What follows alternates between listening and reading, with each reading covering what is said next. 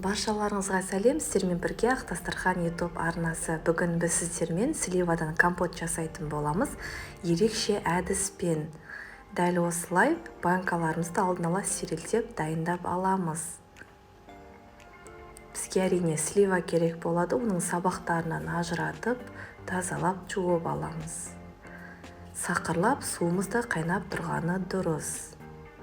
Банкалардың барлығына жуылған таза сливаның барлығын біртіндеп орналастырып шығамыз. Сливаның қасына кез келген жемісті қосуға да болады, немесе жалғыз өзімен жапсаңыздар да болады. Тек сливамен жабатын болсаңыздар, ол тұрған сайын слива дәл бауыр секілді жұп-жұмсақ болады, әрі өзінің әдемі түсін шығарады. Қыста балаларыңыз рахаттанып, табиғи компот ретінде іше берсе болады.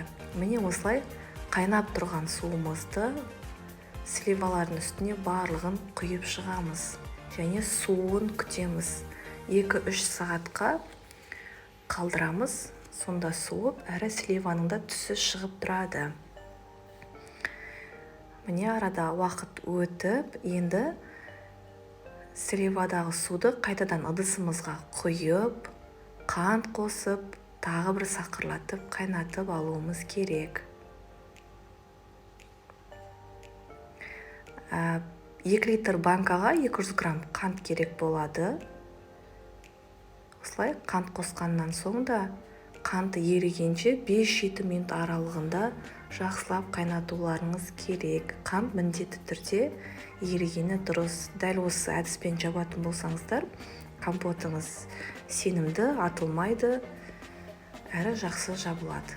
Міне сақырлап қайнағаннан соң банкалардың үстіне құйып, жапқышпен жауып тастаймыз.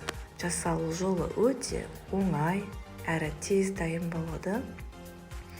Әрі банкам атылып кетеді екен деп те қорықпай, беймарал осы әдіспен жауа берсеңіздер болады. Міне ешқандай ауа кетіп атқан жоқ. Бұл тұрған сайын сливаның түсі шыға береді. Негізі біздің сливамыз байқасаңыздар қоңыр түсті болды. Сондықтан қатты қызыл болмайды, енді қоңырқай қызыл болуы мүмкін. Егер қып-қызыл слива болатын болса, әрине оның түсі қызара береді. Міне сливаларымыз дайын болды. Қыста рахаттанып, отбасымызбен бірге іше беруге болады. Міндетті түрде жасап көріңіздер және біздің арнамызға тіркеліңіздер. Себебі біздің Ақ Дастархан YouTube арнасынан сіздер оңай әрі қарапайым заттардан дәмді ас әзірлеуді үйренетін боласыздар. Ал ас болсын сіздерге. Ұнаған болса, лайк басып, комментарий қалдырсаңыздар болады.